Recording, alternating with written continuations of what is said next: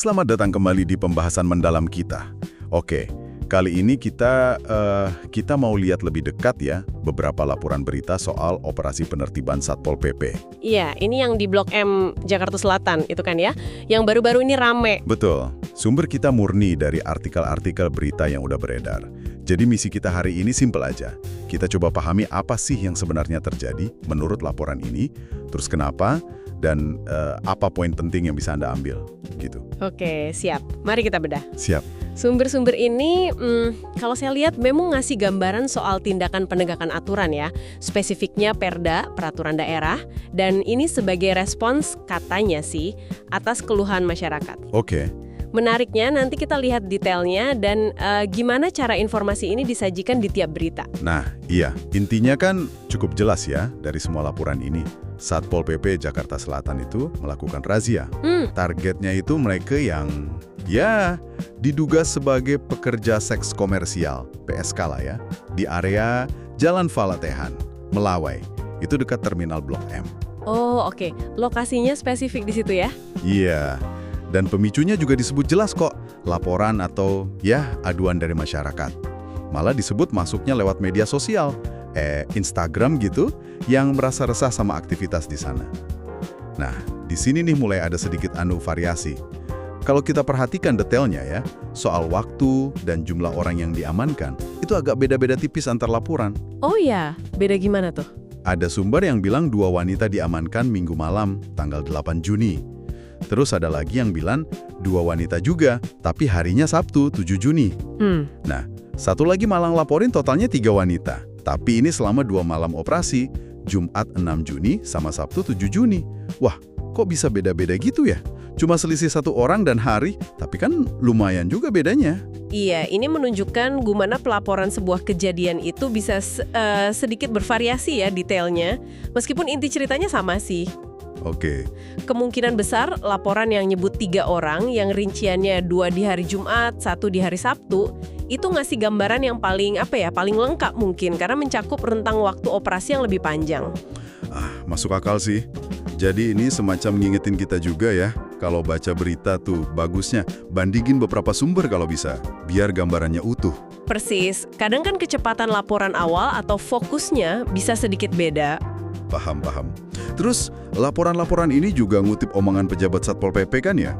Kayak Kepala Satpol PP Jaksel, Pak Nanto Dwi Subekti, sama Kasatpol PP Kecamatan Kebayoran Baru, Pak Siringo-Ringo.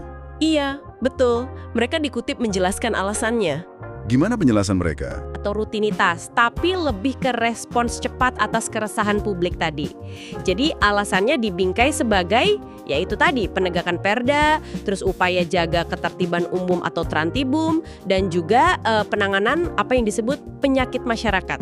Penyakit masyarakat ya? Istilah itu sering banget muncul ya kalau ada isu-isu begini. Ya, itu framing yang umum dipakai dari perspektif ketertiban. Sementara kalau Perda dan Trantibum itu kan dasar hukum sama tujuan operasional Satpol PP sebagai penegak aturan daerah, jelas itu.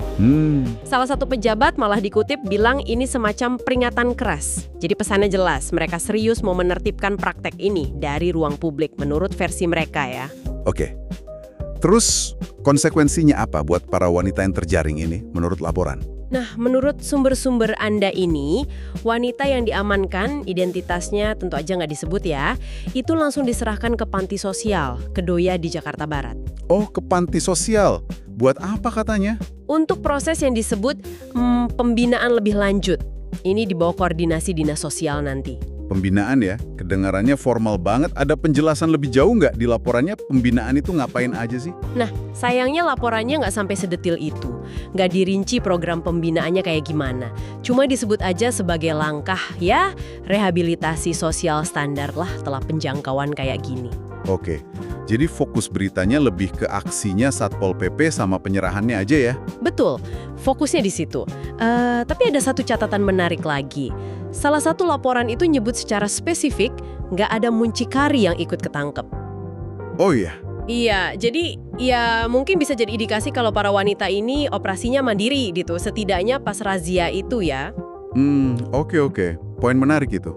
Dan pihak berwenang juga bilang ya, operasi kayak gini bakal lanjut terus secara berkala. Iya, mereka tegaskan itu. Bakal nyasar titik-titik rawan lainnya juga di Jakarta Selatan. Jadi, ya ini bukan cuma kejadian sekali doang, tapi bagian dari upaya berkelanjutan versi mereka.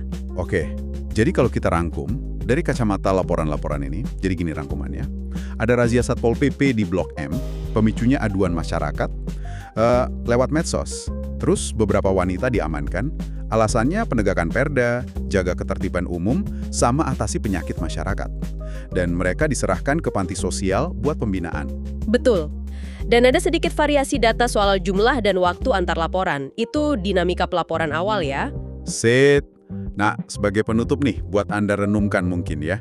Laporan-laporan ini kan fokusnya jelas ya, ke tindakan penertiban aparat sama nasib sementara para wanita ini yang dibawa ke panti.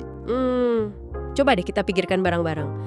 Faktor-faktor lain, mungkin sosial atau ekonomi, yang nggak sempat dibahas di berita-berita ini, yang mungkin jadi latar belakang situasinya. Itu pertanyaan bagus. Dan juga, apa sih sebenarnya makna atau tantangan dari pembinaan yang efektif di panti sosial itu? Biar nggak cuma jadi ya tempat singgah sementara aja gitu. Sesuatu untuk kita pikirkan lebih jauh dari info yang kita dapat hari ini.